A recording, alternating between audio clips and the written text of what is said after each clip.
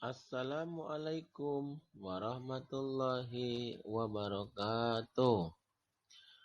Perkenalkan, nama saya Andi Bambang Irawan, SPD GRMK dari SMA Negeri 13 Palembang, CGP Angkatan 7 Kota Palembang. Pada kesempatan ini, saya akan memaparkan tugas 1.4 modul kontekstual, budaya positif, penerapan segitiga restitusi. Hasil Bu Sari Hasnayati. Pengajar praktek Pak Eko Valeri Freddy. Pengertian restitusi. Restitusi adalah proses menciptakan kondisi bagi murid untuk memperbaiki kesalahan mereka sehingga mereka bisa kembali pada kelompok mereka dengan karakter yang lebih baik. Gosen 2004.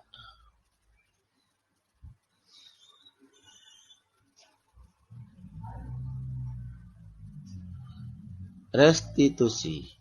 Restitusi membantu murid menjadi lebih memiliki tujuan, disiplin positif, dan memulihkan dirinya setelah berbuat salah. 2. Restitusi bukan menebus kesalahan, tetapi untuk belajar dari suatu kesalahan. 3. Murid memiliki inisiatif untuk menghargai dan melakukan nilai-nilai kebajikan, disiplin positif.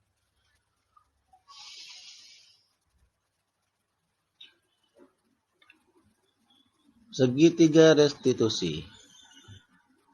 Yang pertama, menstabilkan identitas. Setiap orang pernah melakukan kesalahan. Validitas tindakan yang salah. Kamu tentu punya alasan mengapa melakukan itu. Adakah cara yang lebih baik, lebih efektif untuk mendapatkan apa yang kamu butuhkan? Menanyakan keyakinan. Keyakinan kelas apa yang telah kita sepakati? Kamu ingin menjadi orang yang seperti apa? Kamu bukan satu-satunya yang melakukan kesalahan.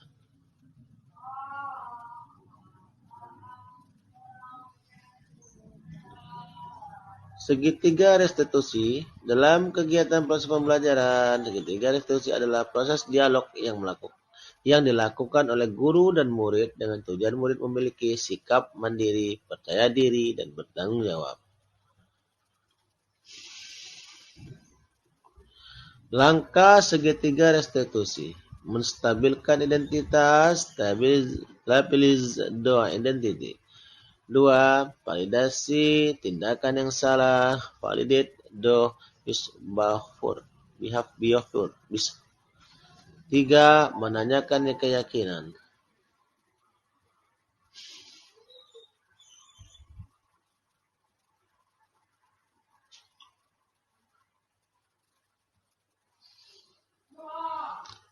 Segitiga restitusi pada langkah menstabilkan identitas. Ini merupakan langkah awal.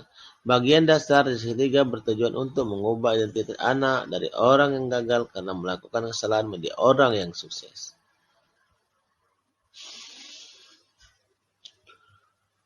Segitiga restitusi pada langkah yang kedua yaitu validitas tindakan yang salah. Dengan pertanyaan, setiap tindakan dilakukan dengan suatu tujuan, yaitu memenuhi kebutuhan dasar. Jika kita memahami kebutuhan dasar, apa yang mendasari sebuah tindakan, kita akan bisa menemukan cara-cara paling efektif untuk memenuhi kebutuhan tersebut. Langkah yang ketiga, yaitu menanyakan keyakinan. Teori kontrol menyatakan bahwa kita pada dasarnya termotivasi secara internal. Karena ketika identitas sukses telah tercapai, langkah dan tingkah laku yang telah divalidasi, langkah 2, maka anak akan siap untuk menghubungkan dengan nilai-nilai yang dia percaya dan berpindah menjadi orang yang dia inginkan.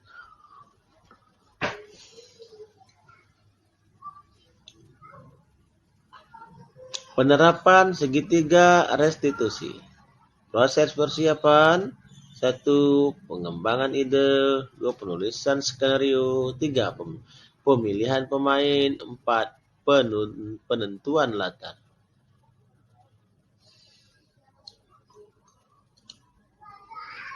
Kasus 1. Penerapan tiga restitusi. Kasus 1. Sering datang terlambat. Pada hari Selasa pagi jam pertama di kelas 11 MIPA 7, pelajaran PJOK, ada seorang peserta didik yang bernama Kinetis yang sering datang terlambat ke sekolah dan terlambat belajar PJOK. Dapat dilihat bagaimana penerapan segitiga restitusi pada video yang ditampilkan. Kasus 2. Kasus 2 ini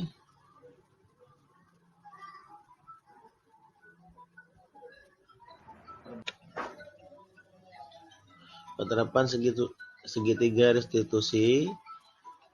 Pada kasus 2, tidak menghormati. Pada hari Selasa jam pertama pelajaran PJOK materi praktek lompat jauh, ada seorang peserta didik yang bernama Alif. Saat teman-temannya sekelas mempraktikkan gerakan lompat jauh, Alif tidak memperhatikan dengan asik bermain games di HP-nya. Saat ditegur oleh temannya sekelompoknya, Alif berkata tidak apa-apa, pelajaran PJOK juga, dengan nada meremehkan. Pada saat berada di dekat Arif. Padahal saya berada di dekat Alif. Saat gilirannya untuk mencoba mempraktikkan, Alif tidak bisa. Setelah pembelajaran berakhir, saya memanggil Alif untuk menanyakan mengapa Alif tidak menghargai saya sebagai seorang guru PJOK. Dapat dilihat pada video yang segitiga restitusi, dapat dilihat pada video yang kedua ini.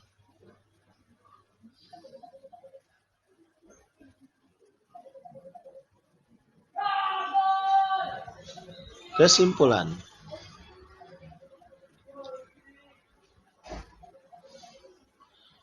Menerapkan segitiga restitusi pada masalah yang muncul dengan mendapatkan diri pada posisi kontrol manajer, maka aspek yang dikembangkan pada murid adalah motivasi intrinsik sehingga penanaman nilai-nilai kebajikan dapat tumbuh dan berkembang menjadi suatu kebiasaan positif dan membentuk karakter positif murid.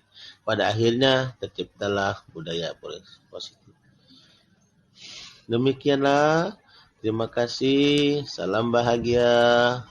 Semoga dapat bermanfaat. Wassalamualaikum warahmatullahi wabarakatuh.